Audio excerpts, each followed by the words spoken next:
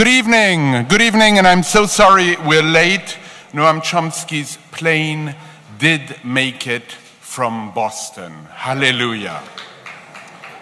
I really could not have stepped into his shoes. I did have someone in the audience who would have, but thankfully Noam Chomsky is here. Now, my name is Paul Holdengraber, and I'm the Director of Public Programs here at the New York Public Library, known as Live from the New York Public Library. My goal, as all of you know, is to make the lions roar, to make a heavy institution dance, and when successful, to make it levitate. As it may, I hope, tonight. I've always wondered how much this building weighs, and nobody in all these years, a decade I've been here, has been able to tell me. Now, let me just quickly mention some of the upcoming events, which include, not on your program, actor Matt Dillon, who will be joining Magnum photographer extraordinaire Bruce Davidson on May 4th. Our next event will be with Chris Hedges and Seymour Hersh on May 3rd. The week of June 12th, we will end the season with 3 punches. This year's Nobel Prize winner, Svetlana Alexievich, will be joined by Pulitzer Prize winner Catherine Boo and journalist Masha Gessen. That is on June 13th. June 14th, Walter Mosley will join Kareem Abdul-Jabbar. They will talk, of course, about basketball, but also will discuss their passion for detective fiction and much else. And to cap the season, I will be holding a conversation with a very great musician and now also filmmaker, Laurie Anderson. That is on June 16th. And in case you were wondering what might be happening between now and then, let me just mention that tomorrow we will have the great honor to welcome on this very stage Dame Helen Mirren, to talk about everything from Shakespeare. As many of you probably know, the man died 400 years ago yesterday, I'm told. And we will talk about Shakespeare, but we will also talk about her great passion for Peter Brook, a passion I share, who is still alive and 90 years old and very well. Now, tonight, you probably know why you are here. I'm hoping for a true exchange between 2 extraordinary people. Now, YANIS Varoufakis, after the event and after a Q&A, now I'd like to say a quick word about Q&A. A microphone will be put right in front of the stage. I love the fact that some people are looking right there. A microphone will be put right there. You will queue up and you will ask intelligent questions, and they will not last longer than 52 seconds. I've actually determined that questions can be asked in 52 seconds or less. So you can't make a statement, but you can ask a question. Keep it short, keep it to the point. YANIS Varoufakis, at the end of that Q&A, will sign his new book, And the Weak Suffer What They Must, with a question mark. So come up and have the book signed after purchasing it from our independent bookstore, bookseller 192 Books. Now, I would like to say a big thank you to the Ford Foundation for their fantastic support to Live from the New York Public Library, as well as their support to many other cultural institutions across New York City. Thanks also go to the continuing generosity of Celeste Bartos, and always to Manaz and Adam Bartos. Now, for the last 7 or so years, I've asked my guests to give me a biography of themselves in 7 words. A haiku of sorts, or if you're very modern, a tweet. Chomsky was recalcitrant, which literally in Latin means kicking back. He hesitated. I really had to push him. And his 7 words reminded me of the 7 words that Werner Herzog gave me. Werner Herzog, when I asked him for 7 words, he didn't quite know what the point was. And he said, filmmaker, no, he wrote, Werner Herzog, filmmaker originated in Sachsen, Bavaria. Now, Noam Chomsky, in case you were wondering, linguistics and philosophy professor at MIT, author. That's a biography. YANIS Varoufakis gave me a biography that doesn't resemble Werner Herzog's or Noam Chomsky's. YANIS Varoufakis, dedicated to subverting dominant paradigms, economic and political. Please welcome them.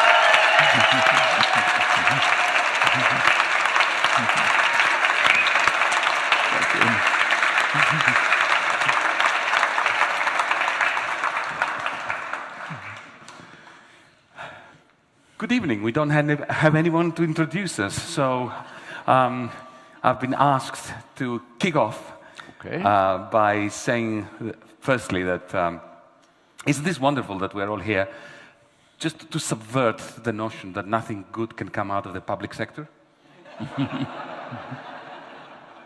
No. Well, the fact that I'm here barely actually has a relationship to that comment. I came from Boston. My wife and I came from Boston. Took 7 hours. In any society that hasn't been smashed by neoliberal policies of the kind you describe, it would have taken maybe an hour and a half, 2 hours. There is a train, the pride of the public sector, which I took for the first time in 1950, and it's about 15 minutes faster now than it was then when it makes the schedule, which is a chancy situation. So we decided to come by airplane and spent most of the afternoon on the runway. Well, Noam, what shall we talk about? Well, we can talk about the neoliberal assault on the world's population in the last generation, which you've written so brilliantly about. What strikes me, given the last quite eventful year of my life, what really strikes me is the major disconnect between the philosophy and ideology of neoliberalism and that which I encountered when negotiating, in inverted commas negotiating, when being dictated by the great and the good of the neoliberal international financial establishment. Now, think about it. If you take the great libertarians, the great neoliberals, who castigate all tax-funded activities, and you consider the reason why I'm here today and I'm not still the Minister of Finance of Greece. Why? It's because I refuse another 100 billion dollars of a tax-backed loan to my insolvent government, which the creditors insisted that I should take. The three nines. It's astonishing. So here it is. So here you have the International Monetary Fund, the European Central Bank, and the European Commission insisting that our bankrupt state takes on another 100 billion under conditions that guarantee that we will not be able to repay the taxpayers of Europe that will be granting us that money. And that comes from neoliberals, who supposedly are against all tax-funded loans to government, and who supposedly believe that an insolvent entity doesn't have the moral right to take on more loans. But as you point out, what is it, 90% of those loans go to French and German bankers. That was the first loan. This loan, it would go from the one pocket of the creditors to another pocket of the creditors, so that they would maintain the pretense that Greece was not bankrupt. But effectively, what I'm trying to say is the intense hypocrisy of the neoliberal establishment, which is not really even interested in sticking to its own neoliberal ideology. This is just 19th century power politics of crushing anyone who dares stand up to them and say a simple word, no. But I think that's actually traditional. One of the paradoxes of neoliberalism is that it's not new and it's not liberal. Exactly. And exactly. If you look at what you describe is a form of hypocrisy, but the same is true of saying that we should not support tax-funded institutions. The financial sector is basically tax-funded. Of course. You recall the IMF study of the leading American banks, which determined that virtually all their profits come from their implicit government insurance policy, cheap credit, access to higher credit ratings, incentives to take risky transactions which are profitable, but then if it's problematic, you guys pay for it.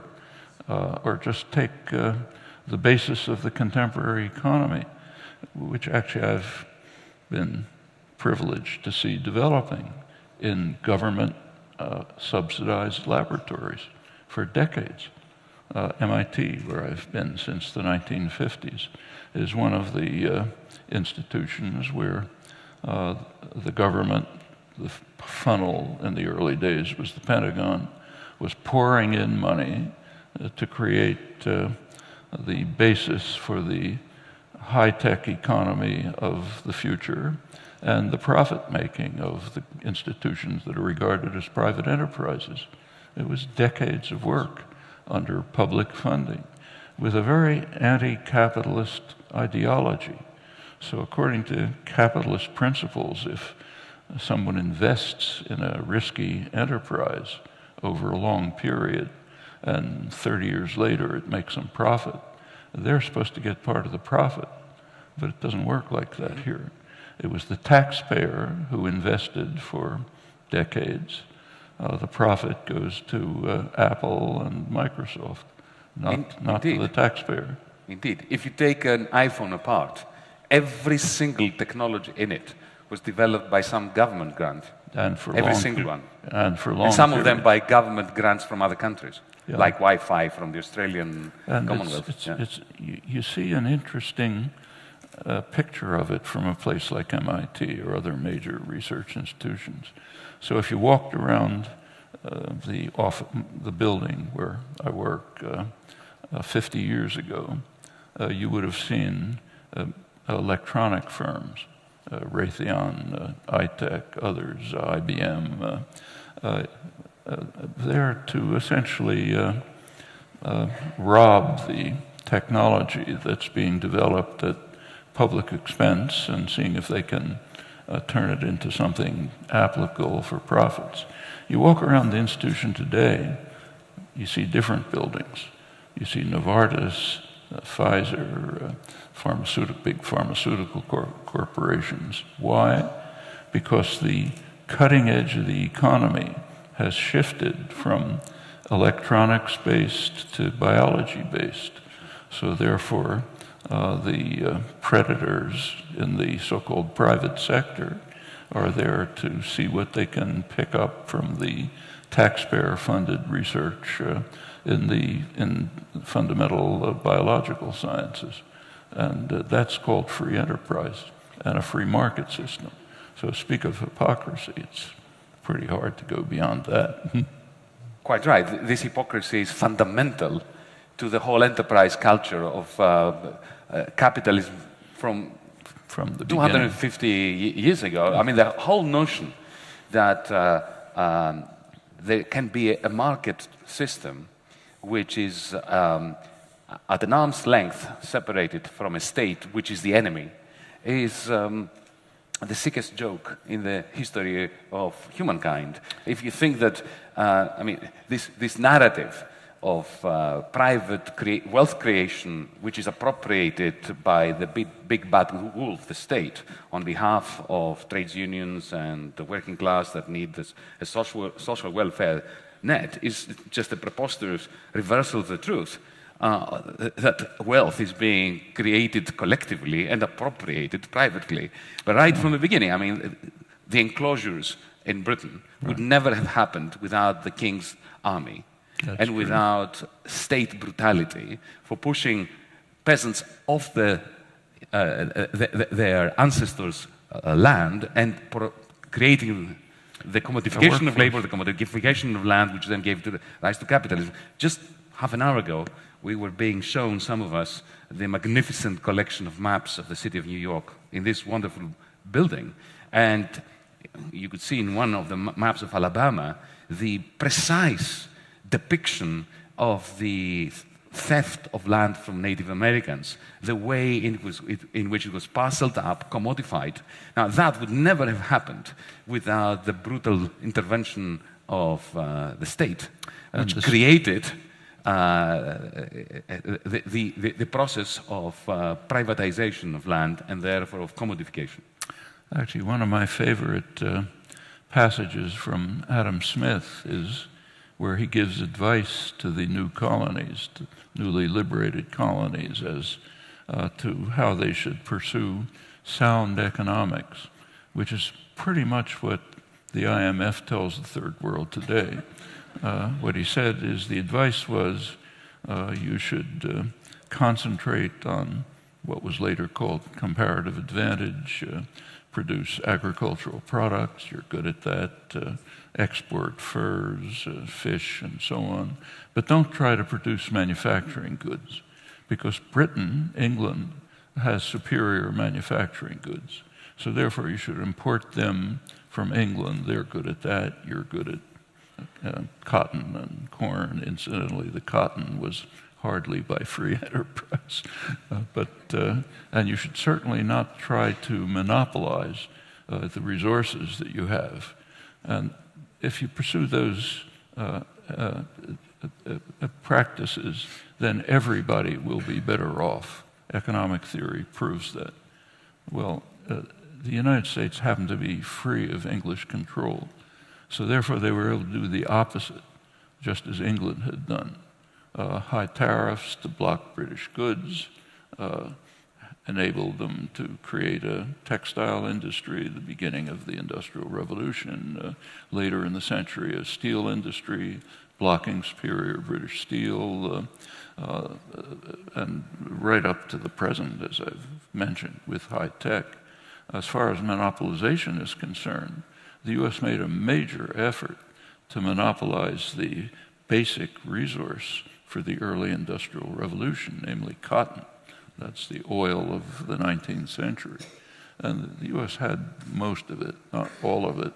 And the conquest of Mexico, which was not exactly by free enterprise, was largely undertaken to try to gain a monopoly of cotton, which would overcome the major enemy in those days, which was Britain. Britain was the big force, the enemy.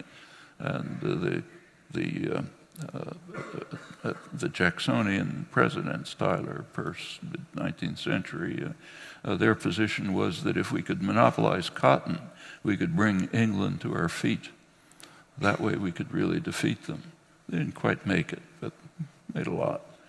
Incidentally, that effort was what Saddam Hussein was charged with in 1990. The charge was ludicrous, but the charge was he was going to try to monopolize oil and bring us all to his feet, which was crazy. But the U.S. did try to monopolize cotton, and that's part of the way in which power shifted from England to the United States. I think that's a pretty good record of the way sound economics has worked over the years. There have been places where sound economics was applied, liberal policies. It's called the Third World. And it's not an accident. You take a look at the global South. One country developed, Japan, the one country that was not colonized. Take a look at East Asia, the tigers of East Asia. One exception, the one that was conquered by the United States, 1898, with a couple 100,000 people killed and stays semi-colonized, not part of the Asian tiger explosion of industrialization. The pattern is just uniform, but somehow hasn't entered economic theory. Wonder why. You're an economist.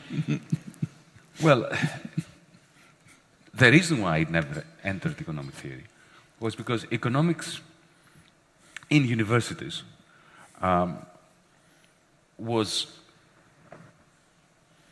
began to evolve from the 1950s onwards as the queen of the social sciences. And what gave discursive power and monopoly power within the academic environment to economics was the claim that it was the only social theory which was peddling universal truths to be proven by mathematical means. And it succeeded. So when a sociologist, an anthropologist, and an economist applied for a grant, it was always the economist who got it on the basis of this discursive monopoly. And however, in order to close the model mathematically, the only way to solve the equations is by making assumptions that distance the model from really existing capitalism. So for instance, you have to assume that there's no time and there's no space. Because if you allow time to interfere with your model or space to enter, you end up with indeterminacy. In other words, you end up with a system of equations that cannot be solved or that have an infinity of possible solutions, and then you have no predictive power. Yeah. You can't say, well, this is what's going to happen. So we have a very interesting inverse Darwinian process.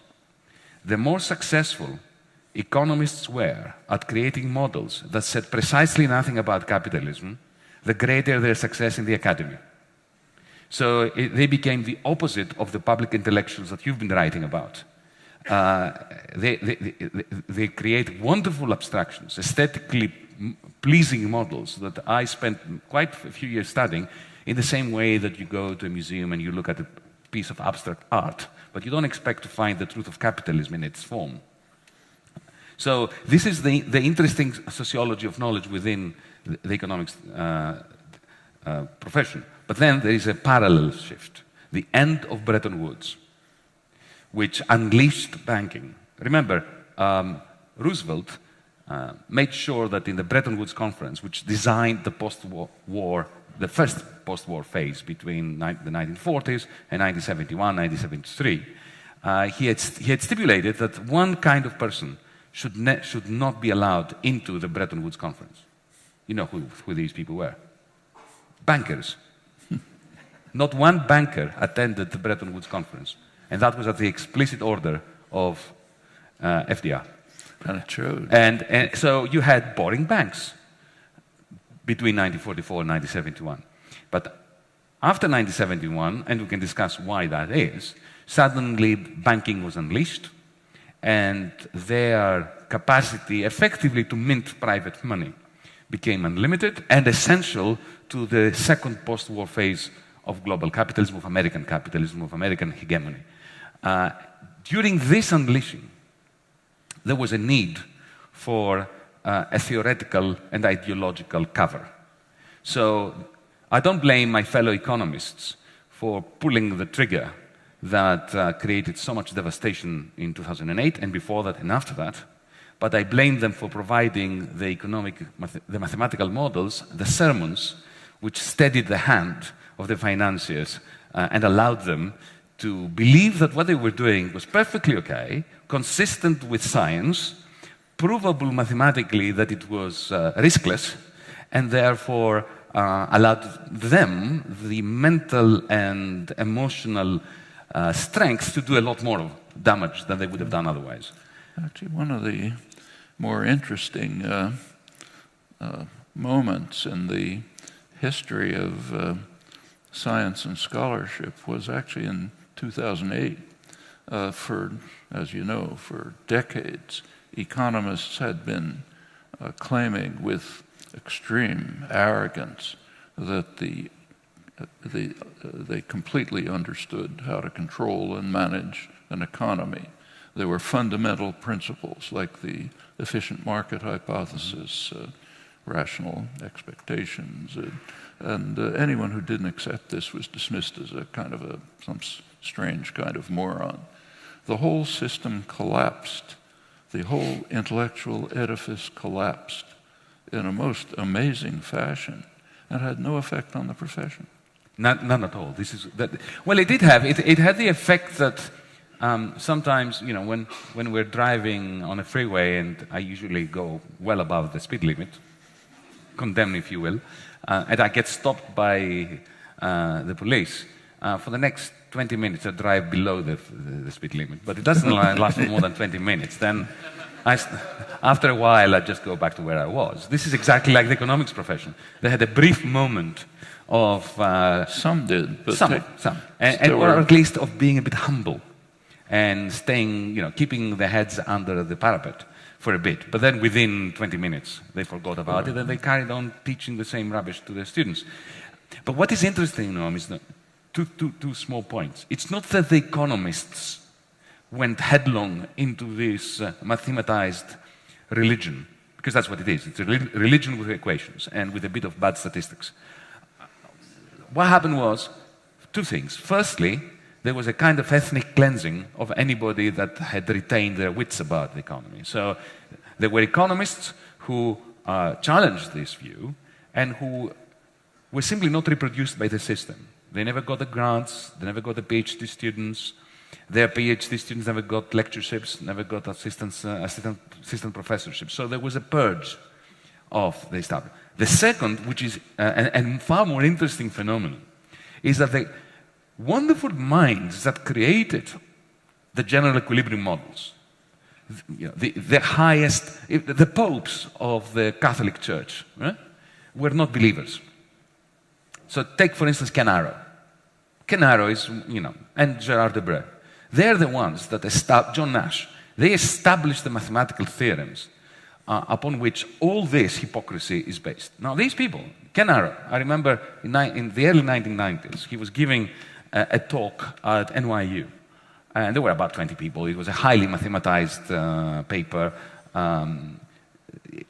Okay, so he was enthusiastically going through the equations, and one of the professors there interrupted him at some point and said, "Professor Arrow, equation 3.3 reminds me of the argument in favor of this kind of tax as opposed to that kind of tax." And Ken stopped him immediately and said, "My dear boy," he was a bit condescending, I think rightly so, he said, "you're confusing that which is interesting with that which is useful.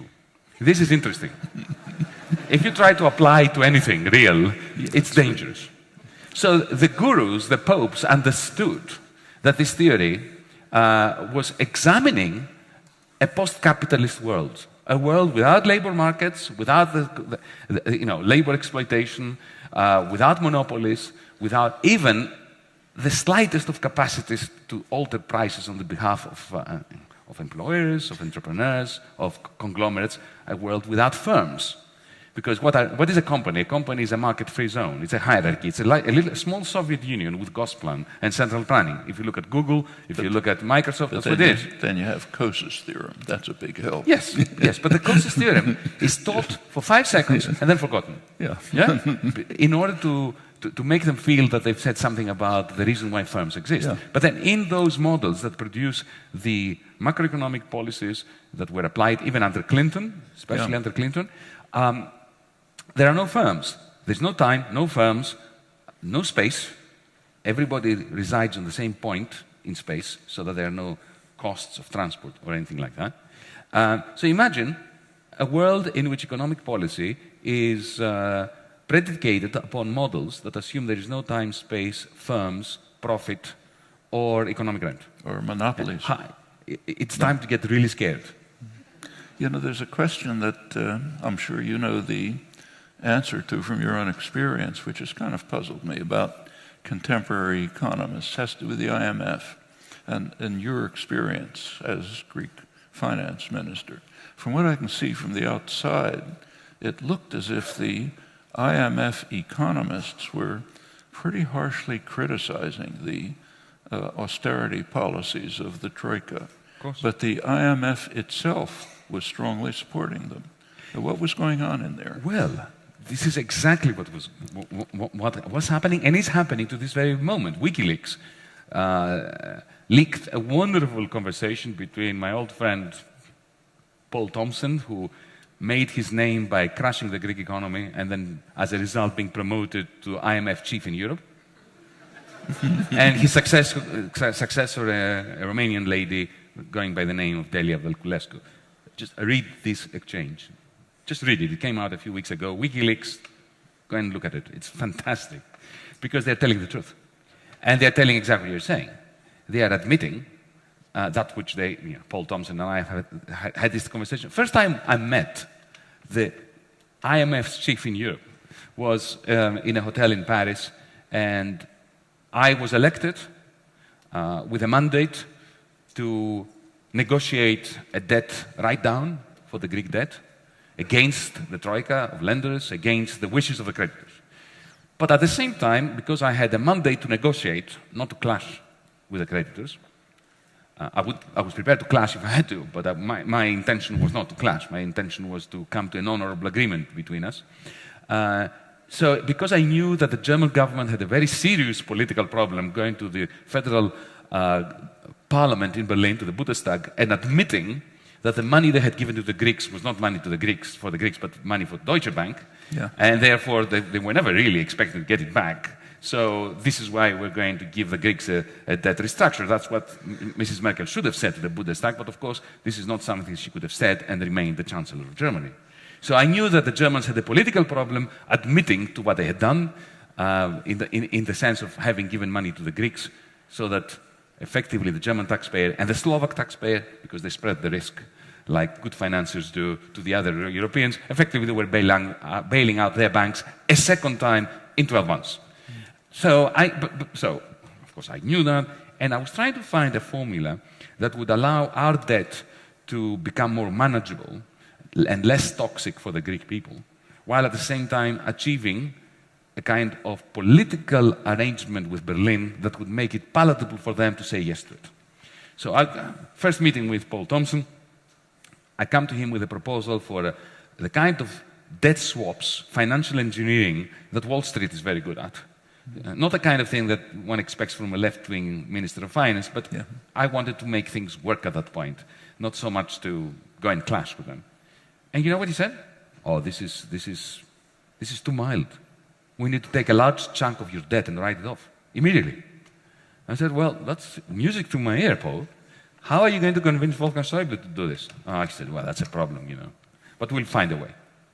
So at this level of bilateral discussions, even with the leadership of the IMF, you got the idea that they understood what they had done. They knew that they had done a nasty deed. They were subterfuging what they had done. There was a bailout for banks presented as solidarity to a suffering nation. And they were trying to do something about it. But then, when it came to the final settlement, as creditors, they stuck to one another. They remained loyal to one another. They spread the rumor that our government was putting forward impossible demands, that we didn't want to reform, that we had no proposals. We came to them with financial engineering proposals from Wall Street. They had nothing to suggest except for these signals that they were emitting. But I think the most important discussion I had was with somebody really high up in the IMF. The name will not be mentioned. Higher up than Paul Thompson, you can imagine. After 10 hours of negotiations, when we got into the nitty-gritty, these extremely boring meetings with aides, with advisors, with experts, with committee on pensions and another committee on VAT and other, in the end, we ended up together and we had a discussion, confidential discussion, tête-à-tête. And I heard the following words. Yanis, of course you're right. These policies we're trying to impose upon you can't work. I thought, oh no. You know, deep down, I don't know whether you have this. You probably don't. You're Noam Chomsky, you wouldn't. But I'm less experienced in this game of clashing with powers that be at that level. And deep down, I think if I psychoanalyze myself, I really wanted to think that the adults know what they're doing. And that I'm the child that is recalcitrant and kicking and screaming.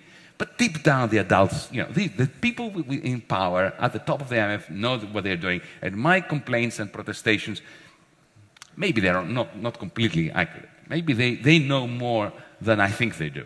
But when these people turn around to me and say, you're right, it can't work. What we are trying to impose upon your nation can't work. But, Yanis, you must understand, we have invested so much political capital in this program. We can't go back. And your credibility, my credibility, depends on accepting it. I think that answers your question. Well, how do the participants in the Troika deliberations react to the technical papers that are coming out from the IMF economists saying, their own economists, Blanchard, others saying, these policies of austerity under recession are just destructive? It's very simple, they ignored them. What do they say? In the Eurogroup, these were never mentioned. I mentioned them. I quoted chapter and verse from their own statisticians and economists, like Olivier Blanchard and those people. I quote. There was also a remarkable study from the IMF showing that the liberalization of labor markets, the removal of protection of labor, of trade union protection, of trade union rights, protection from unfair dismissal and all that in the end is counterproductive when it comes to competitiveness and productivity. The IMF came out with this in the spring of 2014. A beautiful report. It could have been written by a progressive economist from New School, right? What exactly did it conclude? But what did it conclude exactly? It concluded that these labor market reforms that the IMF had been pushing down the throat of countries from Africa to Asia to Europe, they don't work. They do not enhance competitiveness, especially when investment is subdued, which was always my argument. So I quoted that as well in the Eurogroup. I might have been singing the national anthem of Sweden. It was exactly the same thing, because you've got to understand that these meetings are quite brutal. They have already decided what they're going to do. The ministers are treated like vermin by their own minders and by the representatives of the Troika. Something that very few people know is that the Eurogroup is actually led by the Troika, not by the finance ministers, the elected representatives of the nations. So you've got the head of the Eurogroup, who is usually, let's face it, appointed by Dr. Wolfgang Schäuble. Then next to him, there is the real ruler of the European Union, a gentleman called Thomas Wieser. Nobody has heard of him, but he wields the real power. He tells... What is his position? He's the head of the Euro Working Group, which is the cabinet under the Eurogroup. The non-existent group. Yes, they are the shadow cabinet of the non-existent Eurogroup. Yeah. And this gentleman has been around now for years. How does the Eurogroup get established? You don't discuss this in your book. You just say it's there. I think it just sprung out. You know, out of the shell, like, you know, Aphrodite in Cyprus. Look, when we created, in our infinite wisdom, a common currency, and we had a common central bank, but without a state to correspond to the central bank, and went up with states that didn't have a central bank, because that common central bank was created on the proviso that it would not come to the assistance, ever, of any of the states of which it would be the central bank. Right. They decided that, well, every now and then, the finance ministers of these nations that now don't have a central bank, but they have created a common central bank, should get together and discuss economic policy to coordinate. So this is how it emerged. It's not in any treaty. And do you know how I found that out? So the Eurogroup consists of the finance ministers? Yes, well, that was the initial idea. The finance ministers, and one of them chairs it. Before Dijsselbloem, who is now the president, it was the head of the largest tax haven in the world, Luxembourg, certain Jean-Claude Juncker. The United States is getting close. Not as badly as Luxembourg. Not as badly as Luxembourg. A couple of states. Yes, it's close, but not as bad. Not at that level. But ever since this Eurozone, which, by the way, the Euro is a carbon copy of the gold standard of the 1920s. It was created in the image of the gold standard of the 1920s. So you know what happened to the gold standard of the 1920s. It gave rise to the roaring 20s, to immense financialization, immense concentration of industrial power, funded by the consolidation of the financial sector, and then Wall Street in 1929. Enormous inequality. Of course, also. Enormous inequality, which is the result of this easy private money minting by the financial sector. And when the chickens came home to roost in 1929, the common currency of that era, the gold exchange standard, collapsed, started fragmenting. Very soon, the Germans hated the French hated the Germans, everybody hated the Greeks, and we descended into the abyss of the 1930s and 1940s. After our generation's 1929, which took place in 2008, guess what happened? The gold standard started fragmenting. It was called the euro in Europe. And very soon after that, the Germans started pointing moralizing fingers at the Greeks. The Greeks remembered the Nazi occupation. Everybody hated the French. And we are now in a state of disintegration where the refugees are the problem. Actually, you should bring up 1953, the London Agreement, which most people don't know about. That's rather critical.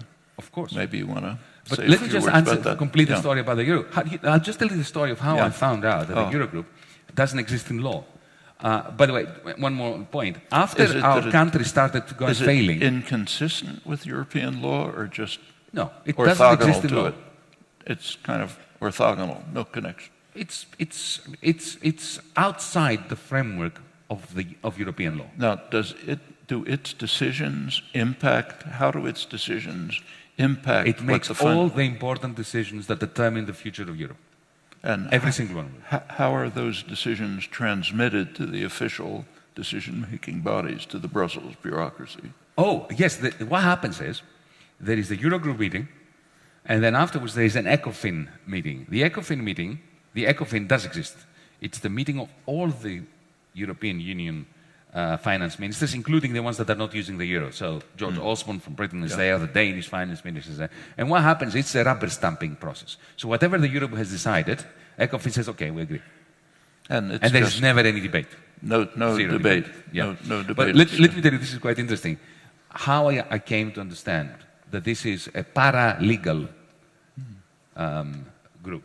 At some point, the Troika inside the Eurogroup, because now it's not just the finance minister, it's the IMF, Lagarde is sitting there, Thompson is sitting there, the European Central Bank is sitting there, the Commission is sitting there, they set the scene, and then the vermin, us, the finance ministers, simply nod. And the IMF, happily. The IMF has no reaction to the Eurogroup decisions? Well, it's in the Eurogroup. The IMF is part of the Eurogroup. It's astonishing, isn't it? Yeah. So they're represented in the Eurogroup. Well, let me give you an example. When the ultimatum was presented to me on the 25th of June, on a take-it-or-leave-it basis, and what that meant was that if I said, no, I'm leaving it, our banks would have been closed as they were 5 days later. Yeah. Right? So that's a pretty powerful ultimatum. It's like making me an offer that I can't refuse, even though we refused it. For a while.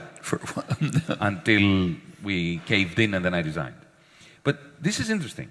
I was presented with this ultimatum. It comprised 3 chapters. One was the fiscal policy that we would have to follow for the next 20 years. Interesting. It's interesting given that our mandate from the Greek people was only for 4 years. This is spelled out in in black and white. Yeah. What the primary surplus could be, what the tax take should be, what measures we should use, what the VAT rate should be in order to get that primary surplus. Chapter 1. Chapter 2. This is specifically for Greece. Only for Greece. Yeah. Has there been something similar for Spain or Yes. Italy? Also? Yeah. Portugal. Yeah. This colonization is at full blast. Not just it started with Greece. All bad things start with Greece, and then they spread out. Greece is the laboratory of misanthropy. Now, how do they deal with France? But France, of course, is the final destination. Yeah. And the beauty is that beginning to give orders to France? Of course. That is. Of course. From the Eurogroup. No, the beauty of those 5-6 months in power. Power, not what power. In office. Watching power. In office.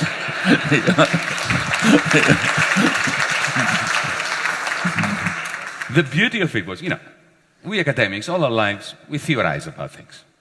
Okay, we try to get evidence, but we theorize. During those 5 months, I didn't have to theorize.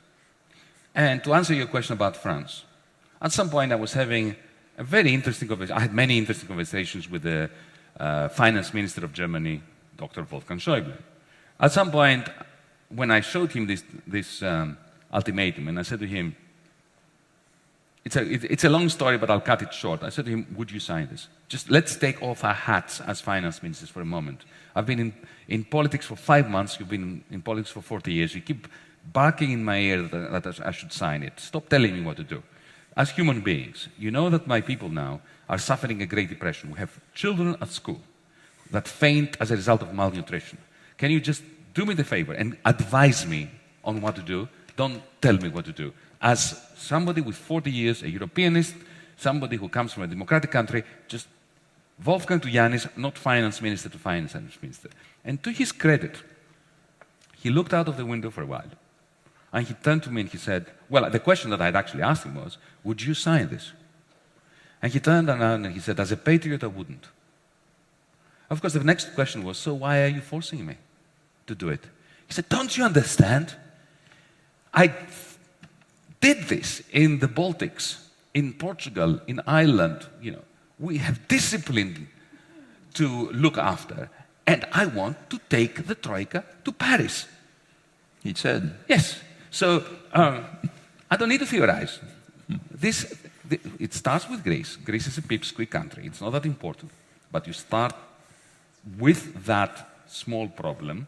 You impose these unsustainable loans, which give creditors huge power, and then you start cutting, because the final intention, and I try to explain this in this book, is to curtail the Parisian elite's long-standing ambition to usurp the power of the Deutschmark for the purposes of expanding the French nation-state's reach and control of Europe. Also, I presume, for the Bundesbank to be able to control the French budget. Absolutely. Not so much the Bundesbank, but the Federal Finance Minister, Schäuble himself. And I don't blame the Germans for that. If you go back to 1992, when this euro was first created, the Maastricht Treaty, to convince the French to vote for it, the French conservative newspaper Le Figaro had a headline that was offensive to human beings. It read, as an encouragement to the French to love the Maastricht Treaty, Maastricht, and underneath, a new Versailles Treaty without a shot being fired. Now that is offensive to the German people. It is offensive to anyone who understands the pain of the Second World War.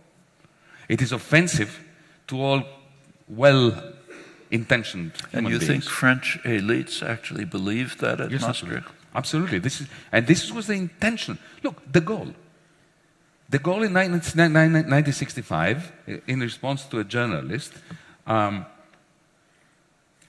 who asked him, don't you worry that with this European Economic Union, Germany is going to become the powerful country here. And his response was, they are going to be the horse, and we are going to be the carriage driver.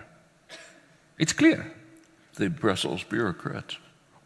The French graduates of the great Grande École, yeah. Who would be populating the Brussels bureaucracy. So we should not be anti-German, anti-French, we just must understand that the elites of Europe have made a complete and utter mess of the project of European Union. Yeah, but when you get to Maastricht, the French elites still believed that they were controlling German power in the Maastricht Treaty. Yes. That's pretty astonishing. It's an astonishing error on their part. But so was the German elites' estimation that Helmut Kohl, for instance, who was a Europeanist, who was a federalist deep down, that you create a currency union first, and then when it gets in trouble, the political union will follow. What an error. When you create a gold standard and it starts fragmenting, you're not going to end up with a political union. You're going to end up with an abyss. You're going to end up with Le Pen in government in France, Golden Dawn in Greece, the AfD in Germany, and the fragmentation. You think he understood, say, Nicholas Kaldor's prediction? He never did. Never? No, none of them did. Including Kohl? Including Kohl. He didn't understand it, and he didn't believe it. He really genuinely thought, in a rather simple-minded manner, that we are creating this monetary union. Its fragmentation is going to bring about humongous costs for Europeans. So our successors, when this fragmentation begins, must fix it by creating a political union. Well, yes, they must, but they're not doing it. And they're not doing it because they are falling prey to this self-reinforcing negative feedback mechanism between authoritarianism and bad austerity policies. How did the Fed respond to Maastricht? The Fed? Yeah. It is interesting. Remember, Alan Greenspan was not the most astute of central bankers. And he was in some ways.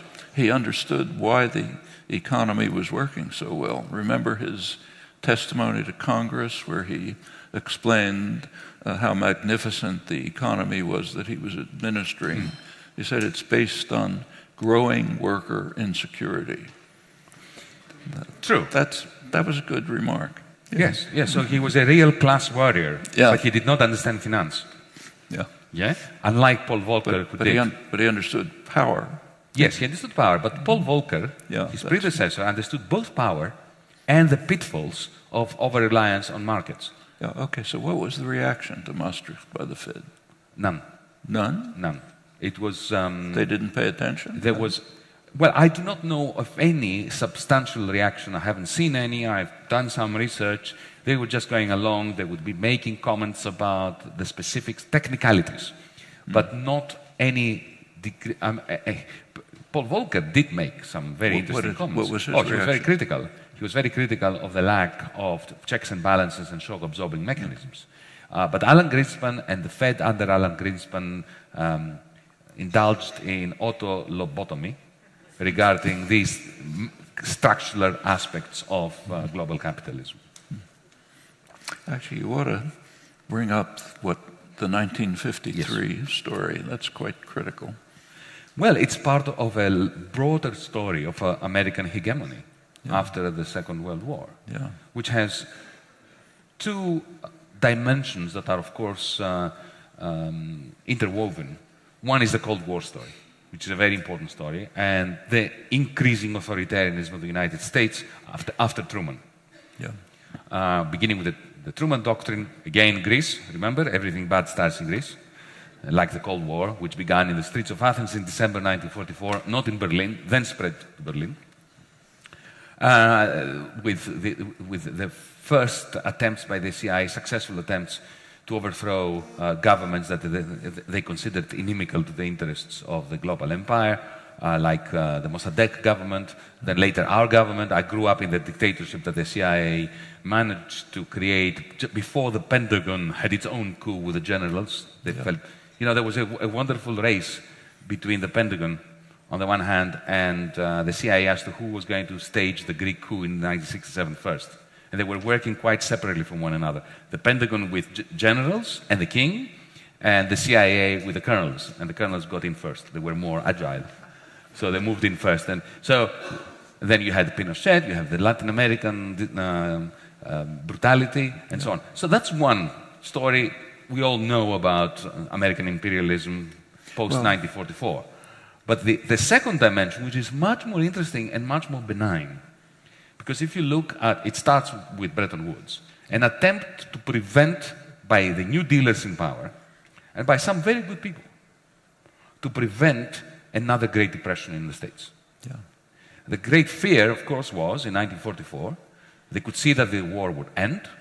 They could see that the wonderful factories that were churning out the aircraft carriers, the tanks, the bullets, the jeeps, and so on, even if they were reconfigured to produce white goods and cars and consumer durables, there would not be sufficient demand within America for all those products that these factories could potentially make. So that eventually they would scale down investment at a time when the American GIs, the American soldiers, would be coming back from the front, and that would spear. And they called it the 1949 moment. They feared that in 1949, 20 years after 1929, there would be another crash. Famous dollar gap. Exactly. Yeah. So they sat down and designed a magnificent global plan to prevent this from happening. They also knew there was a Cold War, of course. There was the pressing agenda of making sure that Europe doesn't fall to the communists and Asia doesn't fall to the communists. So the two dimensions were combined, and the global plan, of which the Bretton Woods system was just one part, entailed, just to put it as succinctly as I can, the following characteristics and dimensions.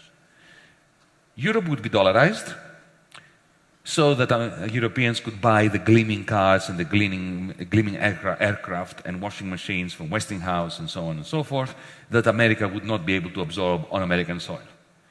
The Europeans were in ashes after the war, so they needed to be dollarized.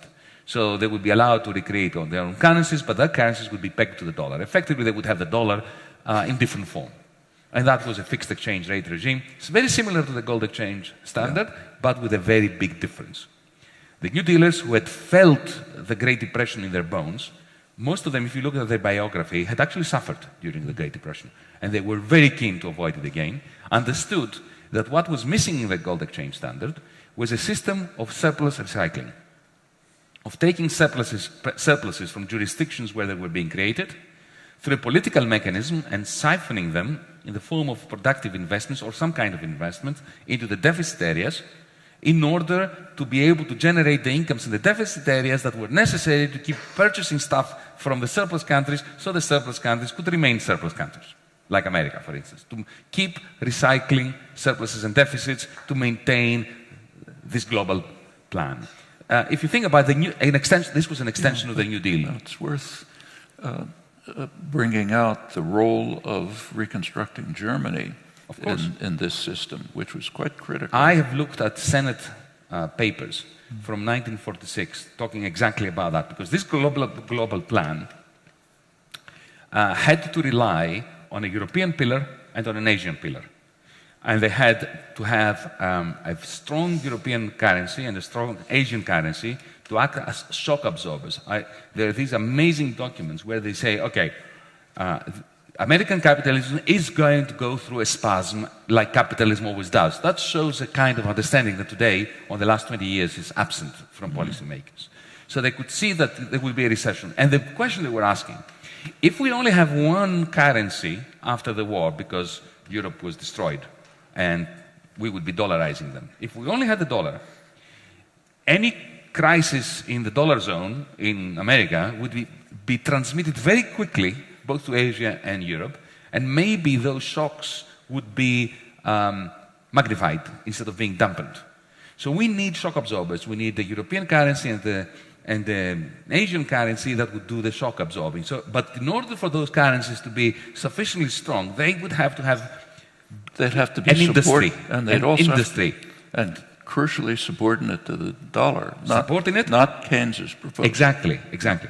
But they would have, so they would have to be net exporters in their vicinity, Yeah, but so Germany in the rest of Europe, yeah, but Japan vis-à-vis China. Yeah, within the global system managed in And Washington. within the global system, under the tutelage... And that's the Keynes-White dispute. Exactly, the Battle of Bretton Woods, Yeah, which yeah. is an amazing episode in intellectual and financial history. Now, at that point, the problem they had when they were thinking about this in 1946, late 45, early 46, was that they already had agreed with the French to turn Germany into a pastoral land, to deindustrialize Germany. So they had to go back to the French and say, we changed our mind. And they did. And they offered them a bargain. You will agree to the reindustrialization of Germany. You will agree to a write-down of German debt. Otherwise, the German economy will never be able to recover if it is in the dark cloud of unsustainable debt. And in return, what we're going to give you is the leadership of Europe. This is the de Gaulle idea, that they are the drivers of the carriage and Germany is the horse that powers it. And indeed, this is what happened. If you think of where is the OECD? It's in Paris. What is the OECD? The OECD is a relic of the Marshall Plan. So the French were distributing Marshall aid in Europe. Think about Brussels. Brussels was completely and utterly designed by the French elites. Yeah. Think about the IMF. Why is Christine Lagarde the managing director of the IMF? Why was Strauss-Kahn the man? This is still the relic, if you want, the leftover of this deal with the French and the Germans. Interestingly, so going to 53, 53 is where the Americans grabbed the heads of the British, of the French, of the Italians, and of the Greeks, incidentally, and banked them together and said, you are going to write down German debt. So Greece was owed money by Germany that it wrote off so that Germany could reindustrialize in the 1950s. And that illustrates the title of your book. The French got something in return. The Greeks didn't. The weak suffer as they must. Yes, indeed. But of course, I always like to leave a degree of optimism hanging in midair. So you may have noticed that my book ends with, the title ends with a question mark. And the emphasis is on the question mark. And the dedication is to my mother. And it says that my mother would have slaughtered with immense kindness anyone who dared say that the weak suffer what they must. And even the original expression comes from Thucydides in the history of the Peloponnesian War, when he recounts, as an Athenian, remember, Thucydides is an Athenian historian and soldier and general, who is recounting the story of when Athens sent a fleet with troops, the Marines, the Athenian Marines, to the island of Milos to crush the local society, the local city-state. Why? Because Milos refused to take sides in the Cold War, or actually the hot war of the time between Athens and Sparta. And Athens had its own NATO in the archipelago of the Aegean, and it was very worried that if the millions are allowed to be independent, then the rest might get ideas that they want to exit NATO, the NATO of the time. So they sent the troops to crush them. And there is this interesting meeting when the Athenian generals meet the million representatives, delegates, to announce to them that, you know, your life is over, surrender quietly, and we will sell you as slaves. If you resist, we are going to crush you. And the millions gave them a Kantian argument, that you should never treat human beings as a means to an end. You should treat them as ends in themselves. Not exactly, but more or less this. They hadn't read Kant yet, remember? Of course. But it was more or less that kind of Kantian argument. You should treat those in a position of weakness in the same way you would want to be treated in a position of weakness. Because one day you will be in a position of weakness, as the Athenians, of course, did become shortly afterwards when they lost the war to Sparta. And the Athenian general responded, no, you've got it this wrong. The strong do what they can, and the weak suffer what they must. But Thucydides is telling us this story in order to allow us to criticize it. That's the question mark. Well, I think the real optimistic element in the book is the Condorcet quote about power really being in the hands of the masses, if they take it. In the mind of the masses. In the mind. And in fact, that goes back to And he was probably quoting David Hume, who in the First Principles of Government makes that point very clearly. He says it's surprising to see the easiness with which the great mass of the population is subordinate to their governors, because power is in the hands of the governed. And if we inquire into the means by which this wonder is achieved, we see that it is by consent alone that the powerful are able to govern. Meaning, if the governed refuse to consent, to use your words, the game is over. That's exactly right. And I, and Danai, my wife, we felt that on the 3rd of July last year. There was a magnificent moment. Because you've got to remember, our government won the election in January of 2015 with a mandate to speak truth to the powerful, to say no to them, and do your worst. We're not accepting any more of your toxic loans under conditions that will shrink our economy and our people further. And we won this election, but because of the system of disproportional representation, we won government with 36% of the vote. The previous governing party received something like 25%, so we had enough seats in parliament to form a government. But that's 36% of the vote. Yeah? And we had the whole media of Greece and the world completely and utterly, militantly against us. We had the central bank. Third day I was in my office. The president of the Eurogroup visited me to say, either you accept the existing policies, the ones we were elected to challenge, or your banks will be closed within a month. So this is you can't be weaker than that. We did have a strategy. We did have a secret weapon. We can talk about this later when we open this up. But when they closed our banks down, I believed that it was just a matter of days before our support would wane. And we had called for a referendum to support us to carry on fighting. So remember, we had only won 36%. The banks were closed. People didn't have access to their money. Pensioners were fainting in line in front of closed banks to get some money out in order to feed themselves. The press is bombarding, terrorizing people in their living rooms on the television set, saying to them that if they vote with us against the Troika, Armageddon is going to come and we'll be expelled from the universe, not just Europe. And those crazy, magnificent Greeks gave us 62%. Why? Because the one deficit that they could not bear was a deficit of dignity. And they had a Condorcet moment.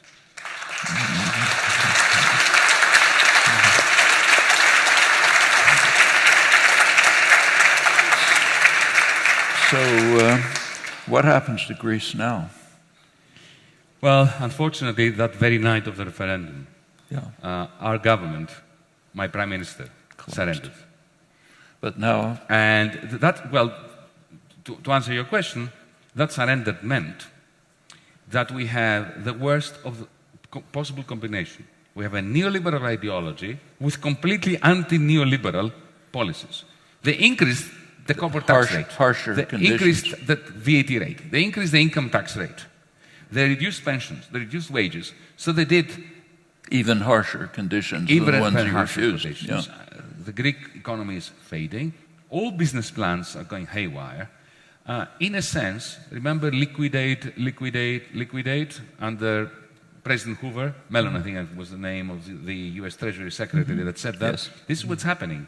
Complete liquidation of Greek business, the Greek state, and the Greek people. And all that is happening in the context of a 19th century gunboat diplomacy, the purpose of which is not so much Greece. It is how to keep France, Spain, Portugal. After my Prime Minister's surrender on the 13th of July, he signed the document of surrender. And you know what happened? The Spanish right-wing Prime Minister came out of the room wielding this document like this, in front of the cameras. And speaking in Spanish to the Spanish media, he said, This is what you get if you vote for the Syriza of Spain, Podemos. Podemos, yeah. Well, thankfully, the Spanish people booted him out, but didn't vote for Podemos in. So now have a hung parliament in Spain, no government. No government. Yeah. Well, actually, that's much better than having that government. Yeah. So what do you think the future is for the peripheral country? When you say liquidate, does that mean liquidate into German hands primarily? No, what I mean is, what's going to happen is we're going to have hundreds of thousands of small business, who's buying petty them up? bourgeois people who will lose their shops, who will lose their pharmacies. They will be a lost generation. They'll become homeless. They will leave the country. Their kids who are well educated will go to Germany. They will go to Spain, no, because the Spaniards are leaving. They will come here. They will go to Canada. They will go to Australia. They will go to South America, somewhere to find a way of making ends meet. You're going to have the liquidation of households with foreclosures, and foreclosures in Greece are worse than here, because here you can take the keys to your house and go to the bank and say, take it, bye. In Greece you can't do that. Even if you lose your house, you still have the debt. You carry it with you, like Mephistopheles walking around with hell around him. You're walking around the world with that same debt, even though you have no house. It's kind of like student debt here. Yeah, exactly. Exactly. Yeah.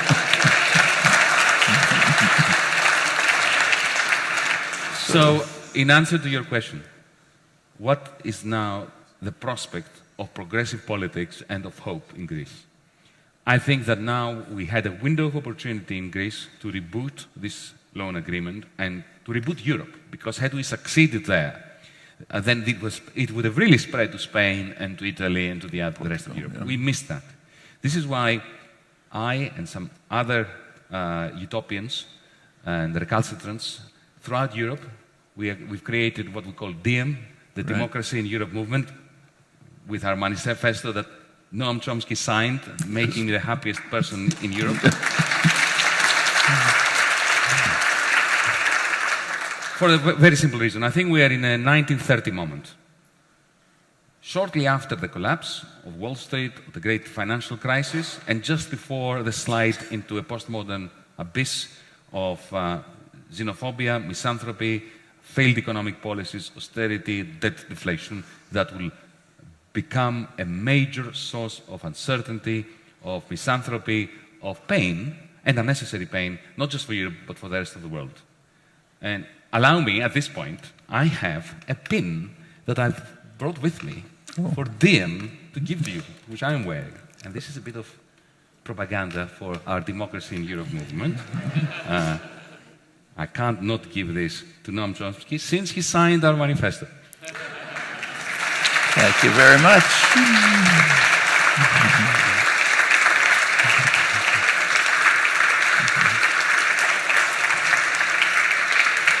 And I'm being signaled to that we have to open this up. It's a good point. To Q&A. It's a good point. It's good to end with a pin. So we're going to put a microphone here. I see a pin, but you can say That's great. Thank you. Mr. Chomsky, Mr. Varoufakis. My question is about European integration policy, the then and now.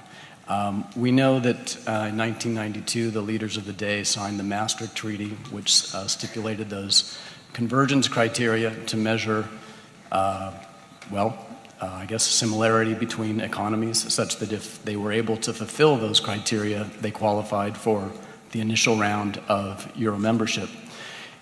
Are EU policymakers only looking at those criteria now, those deficit criteria, or are they looking at other measures of integration, given what we know about what's, is that their only policy focus? Well, let me say that they never looked at those criteria. Those were bogus criteria. Greece didn't meet those criteria. Italy didn't meet those criteria. Far from it. The criterion was 60% of debt over GDP as a maximum. Italy had 100%. But of course, the whole point of creating the Eurozone was in order to stop Fiat producing cars that would remain competitive vis-à-vis Volkswagens through devaluation of the lira. So they needed Italy. So they violated their own criteria. They just ignored them, and they brought Italy, Greece. And you know how Greece got in?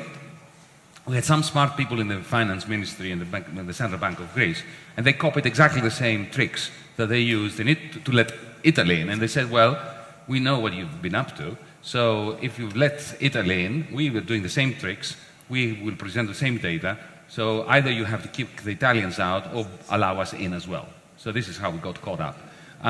You've got to understand that it's a very hypocritical concept, the whole thing, the whole process. So there was never a question of integration, really.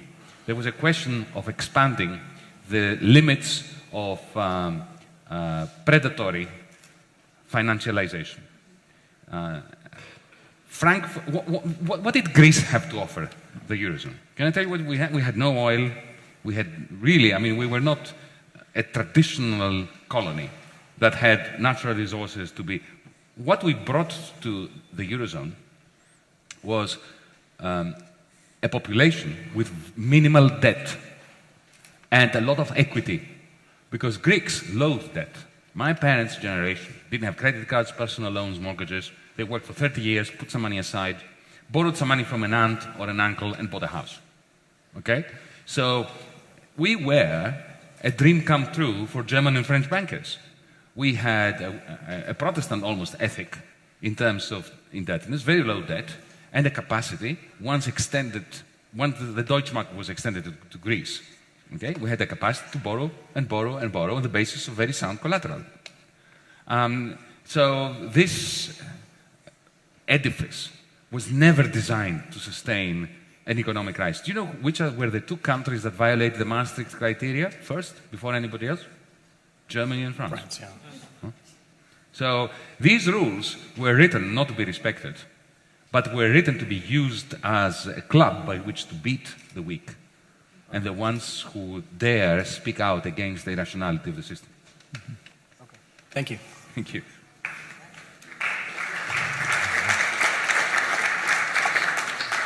Hello. My question is for Mr. Chomsky.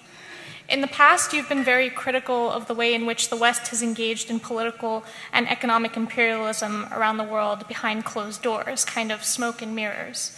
How do you believe that transparency and democratizing the Eurozone will affect or deter this behavior? With the transparency in... And democratizing the Eurozone. And democratizing the Eurozone. How will it kind of affect or possibly deter this behavior? Actually, one of the things that YANIS discusses in his book is that the Eurozone, in the Eurozone, democracy has declined arguably even faster than it has in the United States. During this past generation of neoliberal policies, there has been a global assault on democracy. That's kind of inherent in the principles. And in the Eurozone, it's reached a remarkable level. I mean, even the Wall Street Journal, you know, hardly a critical rag, pointed out that no matter who gets elected in a European country, whether it's communists, fascists, anybody else, the policies remain the same. And the reason is they're all set in Brussels by the bureaucracy. And the citizens of the national states have no role in this. And when they try to have a role, as in the Greek referendum, they get smashed down. That's a rare step. Mostly they are sitting by passively as victims of policies over which they have nothing to say. And what YANIS said about the Euro group is quite striking. This is a completely unelected work group, not in any remote way related to citizens' decisions, but it's basically making the decisions, the choices and decisions. That's even beyond what happens here. Here it's bad enough, but that's more extreme. Well, let me add to this, just to clarify something. Actually, I will go further than NOAM about Europe. The European Union doesn't suffer, or the Eurogroup, from a democratic deficit. It's like saying that we are on the moon and there is an oxygen deficit. There is no oxygen deficit on the moon. There is no oxygen, full stop. And this is official in Europe. In my first Eurogroup,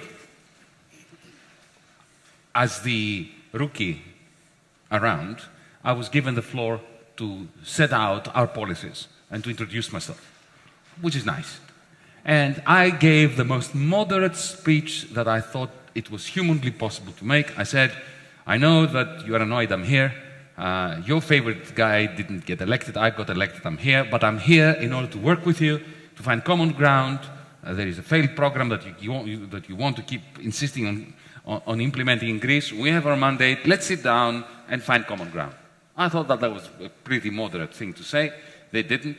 And then after I had expounded the principle of continuity and the principle of democracy and the idea of having some compromise between the two, Dr. Wolfgang Schäuble puts his name tag forward and demands the floor. And he comes up with a magnificent statement. Verbatim, I'm going to give you what he said. Elections cannot be allowed to change the economic policies of any country. At which point I intervened and I said, this is the greatest gift to the Communist Party of China because they believe that too. Okay? Now, while I was in there, in the 12 Eurogroup meetings that I attended before I resigned, I noticed in those very lengthy, incredibly intense and depressing sequences of discussions, some of them lasted more than 12 hours, the room was full of cameras, microphones. You know, these screens, we had 30 of them. I could say, whoever, you know, we were in the same room with people and I was watching them on television because, you know, this is the power of the screen. You don't watch the person speaking, you watch him on the screen, or her. Yeah? And at some point it hit me. We don't need a revolution here. Somebody in the control booth, just press a button and connect all these cameras to the internet. Just imagine if that would have to happen. Huh? You don't need a treaty change, a new constitution, a revolution, nothing. Somebody just press a button. Like in a science fiction movie, you press a button and suddenly you have a new universe. Yeah? What would happen? Would Schäuble say this? I don't know, maybe he would, but you know what? It would make a difference for the Germans, the French, the Portuguese, the Greeks to hear him say those words. Instead of reading the Financial Times where people like Peter Spiegel were simply saying that YANIS Varoufakis was resisting reform in his country and he demanded more money for it. Right? So transparency is everything. We need, this is the first step. It's a huge revolutionary step that takes nothing more than the press of a button. So this is why, you know, on our side, again, I'm a salesperson here tonight, in dim25.org, there is a Transparency in Europe Now campaign. We're demanding the live streaming of all these meetings. We're demanding that the ECB publishes its minutes. We're demanding that all the TTIP negotiating... Do you know that as the Minister of State for Finance in Greece, in order to look at the TTIP documents of the negotiations between the European Union, to which I was a finance minister, and the United States, I had to sign a non-disclosure agreement. In other words, the price of looking at those documents was that I promised not to tell my electorate. So, if you can, get into our site and sign the petition for transparency. It's a small step, just to make it difficult for them. Even if they have to answer the question, why are they not live streaming the meetings? That's a small step, because you're putting them in a difficult position. I just want to say that we are also live streaming.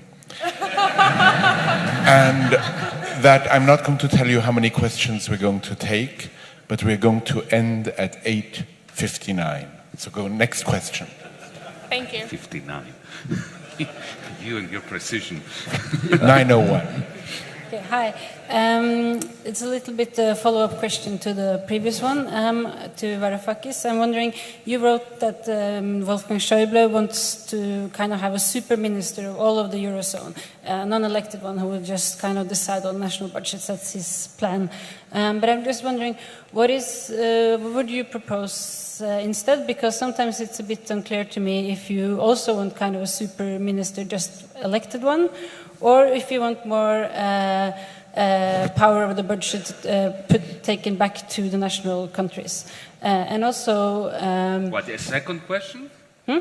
Just one question. No, but also just the Eurozone, if you want to keep the euro in the long term, or if it should be maybe slowly... Okay, it's the same question. Yeah, same. Okay, let me be brief. What Schäuble wants, and I know that because he's written about it, we've discussed it, is a semblance of federation, where the Eurogroup becomes, he doesn't feel good that it's not legal. He wants to legalize it. And he wants to turn the president of the Eurogroup into the fiscal leviathan of the Eurozone. He doesn't call him that, but he wants him to be, if you want, the fiscal representative of, or treasurer, the treasurer of the Eurozone. But he wants to give this person a tiny little budget, tiny federal budget, 1% of GDP, nothing in other words. And the main function for this person will be to have a veto power over national budgets. Mm-hmm. Now, this is a monstrous notion. Let me give you an example. On the one hand, you have a parliament, the French National Assembly, voting in a budget. Okay? The budget of the French government is 50% of GDP. Half of the economy of France is controlled by the state. Okay? And now you're going to have a fiscal overlord in Europe that has a 1% budget. In other words, has absolutely no capacity to affect surplus recycling within Europe and stabilize European capitalism. But he is going to have, I was going to say he or she, but we know it's going to be a he, don't we? He is going to have the right to veto the budget that the National Assembly of France voted. And why? In order to keep countries within the fiscal constraints of the Maastricht Treaty, which has so abundantly and spectacularly failed. And let me give you an example of why this is just mad. And it makes absolutely no sense, even from a neoliberal perspective. Take Ireland. Ireland, before 2008, was the blue-eyed boy or girl of the international neoliberal Washington consensus. They had turned their markets so elastic that they resembled a circus. They had a debt-to-GDP ratio of 25%, half that of Germany.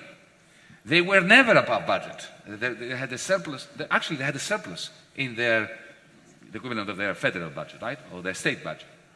So they were the model country, the model citizen of the neoliberal mantra. Okay? Now, of course, if you look at what was happening in the private sector, they had gone crazy with, there was a frenzy of indebtedness, like here in Wall Street and so on and so forth. The moment the credit crunch began after Lehman Brothers, the developers went bust.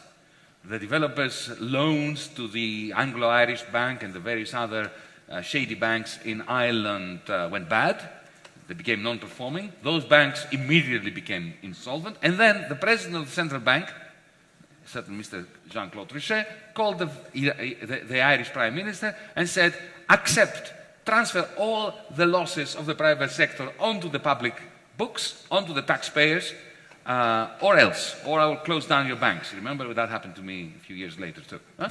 And at that point, suddenly, Irish public debt went from 25% to 120%. Now, what would the fiscal overlord do then? Nothing. Would he veto this? No, because it was the central bank's directive that pushed all the losses of the private sector onto the taxpayers. So this system that Dr. Schäuble is proposing is just an attempt to legitimize the illegitimate current informal system. It has absolutely no capacity to stabilize European capitalism. The only thing it will do, it will formalize the current impasse. You're asking me what I want. I would like a federal democracy. I would like a European Parliament. I would like a federal government with a substantial budget, with proper surplus recycling. And I would like to have a European Union constitution that is 15, 20 pages and not written by a failed former president of France that scripts the preface that happened in 2005, beginning with the rights of capital. You knew that, didn't you? That there was an attempt to write the European Union Constitution, which began the preface, the Bill of Rights, was all about the rights of capital. This is you can't make it up, can you? Schäuble's comment about elections. Yeah. Hi. First of all, I'm very honored to be here in front of both of you. I wanted to ask a quick question for Yanis. To what extent do you agree with the notion that the Greek government was caught in a tragic circumstance, and they did what their options allowed them to do at the time, given that the other option might have been exit from the euro, combined with the refugee crisis that they have now. And for Mr. Chomsky, I wanted to ask a little bit your evaluation on the Bernie Sanders phenomenon in American politics, and how do you evaluate that for the future of American politics? Well, sorry, Bernie Sanders. The Sanders phenomenon. Bernie, Yeah. you go. start with Bernie. Well, Bernie Sanders is an extremely interesting phenomenon. He's a decent, honest person. That's pretty unusual in the political system. Maybe there are two of them in the world, you know.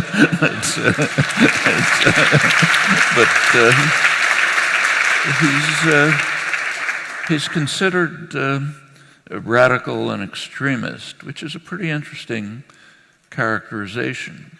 Because he's basically a mainstream New Deal Democrat.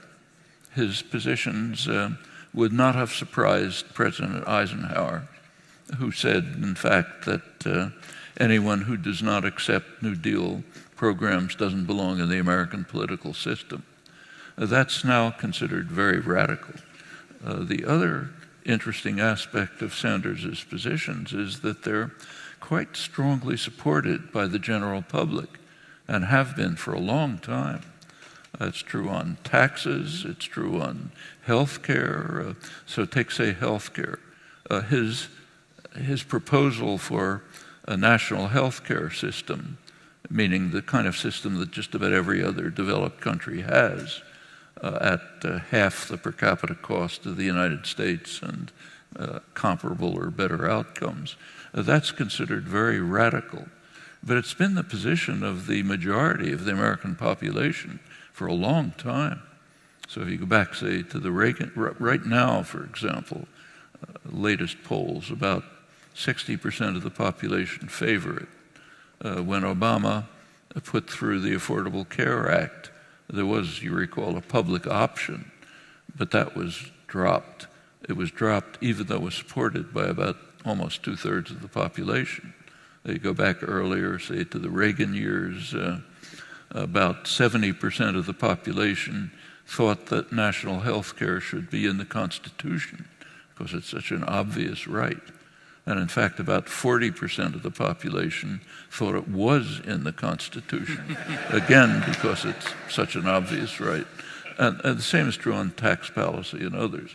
So we have this phenomenon where someone is taking positions that would have been considered pretty mainstream during the Eisenhower years, that are supported by a large part, often a considerable majority of the population, but he's dismissed as radical and extremist.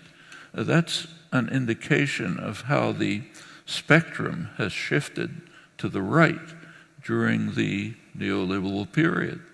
So far to the right that the contemporary Democrats are pretty much what used to be called moderate Republicans. And the Republicans are just off the spectrum. They're not a legitimate parliamentary party anymore.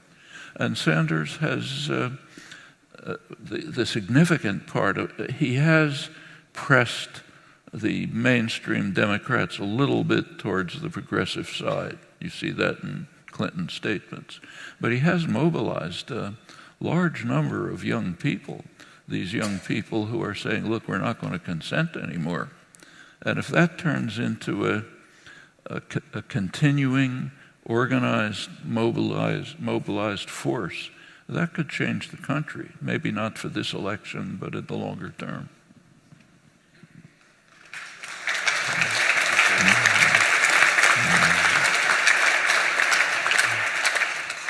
I'm going to answer your question by saying, and I hope you don't consider this to be too harsh a judgment of your question.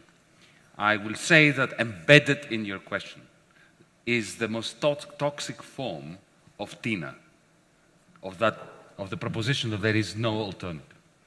The idea that in the end we had to surrender because the alternative would be worse, effectively denigrates the 62% of Greeks who ordered us not to surrender. And it denigrates those of us who actually want government. Because if what you're saying is right, we were naive. We walked in there and we thought that with the power of rationality and the force of our personality, we would convince the troika of lenders to be kind to us, that we would rely on the kindness of creditors. No, we were not naive. From 2012, 2013, I had long conversations with our team, the team that eventually became the negotiating team, the government, the inner cabinet, the war cabinet as we called it. And we were talking about how are we going to respond to the threat of bank closures that would happen on the first day of our government. And we had worked out a plan of what our retaliation would be. I won't bore you now, we don't have the time. I've spoken about this extensively. We would have to haircut the bonds that the ECB held that were in Greek law. It was perfectly simple to do it. We would not end up as Argentina because it was Greek law. The ECB would have to come to a Greek court to contest it. They would not be dragging us to Luxembourg, to London, or to New York. And that would have crippled QE. It would have brought down, with a very high probability, the euro. So if they closed down our banks, we had a weapon by which to retaliate. We were planning a parallel payment system in case the banking system was in disrepair and could not be used for transaction. We had that agreement. It's the only reason why I stood in front of the Greek people and I asked them to vote me in. I didn't ask them to do this in order for me to go in there and go into the Eurogroup and give nice speeches and hope for the best. And we did not see this through. To say that it was inevitable that we would surrender and that the alternative would be worse is effectively to confirm that there is no alternative to barbarism. And I shall not confirm this.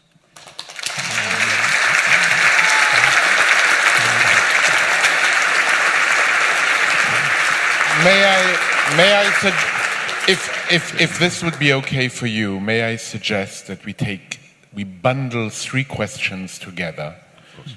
And so you ask 3 brief questions, maybe. Not one of you. You ask one. You ask one question, you ask one question, and the gentleman there asks one question. And the others who are there, I applaud you for being so hopeful. Please. Just one after another. Thank you very much for this conversation. And I would like to ask my question to both of you. You have discussed the situation in Spain, and we have just found today that after 4 months without being able to form a government, there will be new general elections on the 26th of June. So my question would be, which would be your message in this critical juncture in the battle of ideas in Europe for the Spanish people and also for Podemos? Thank you. Question number 1. Question number 2. Yes, thank you for a fascinating evening. Austerity is bankrupt. It's bankrupt empirically. It's bankrupt intellectually. It continues to be imposed on the people of Europe. You have framed this tonight as primarily a political conflict, primarily between Germany and France. Can't we interpret this as an agenda by people who have no particular political or national allegiances to impose Reagan and Thatcher-style capitalism on the core of Europe, including Germany?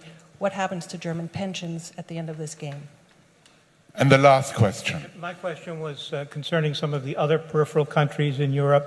Ireland, Spain, and Italy, and their national governments did not support you last year during the crisis. Now, would you comment on that? And also, what do you think the prospects for those countries are now, economically?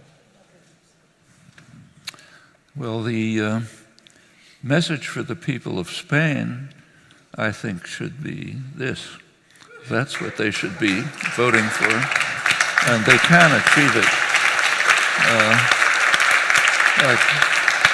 Go back to David Hume. Power is in the hands of the people if they don't consent, and that's critical. I have nothing to add to this. I'll try to combine it with the last question, because what applies to the people of Spain applies to the people of Italy, to the people of France, but indeed also to the people of Germany. And that brings us to the other question as well. We're in it together. The notion that Europe is split between North and South, and the North is populated by all the ants, whereas the grasshoppers have congregated to the South and to Ireland, is a very strange and odd idea. There are ants and there are grasshoppers everywhere. What happened before 2008 was the grasshoppers of the south and the grasshoppers of the north got together into a splendid alliance of debt-driven frenzy. They were the bankers, they were the spivs, they were those who predicated their growth on transfers from the European Union budget to create motorways that went to nowhere, Olympic game sites in Greece, and so on and so forth, and they became fabulously rich. This was the alliance of the grasshoppers. The ants were working very hard and were finding it very hard to make ends meet during the good times. And then when the grasshoppers' empire collapsed, it was the ants of the north and the ants of the south that had to bail them out. And it's time for the ants of the north and the ants of the south to unite in Europe to change that crazy regime.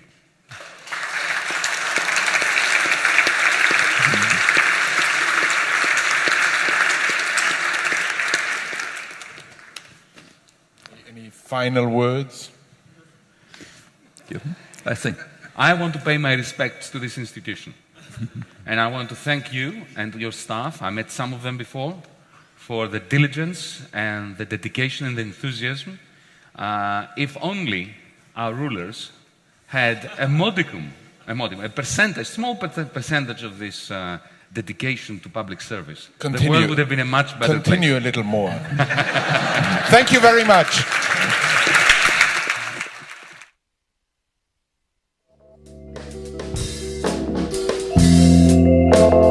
Thank you.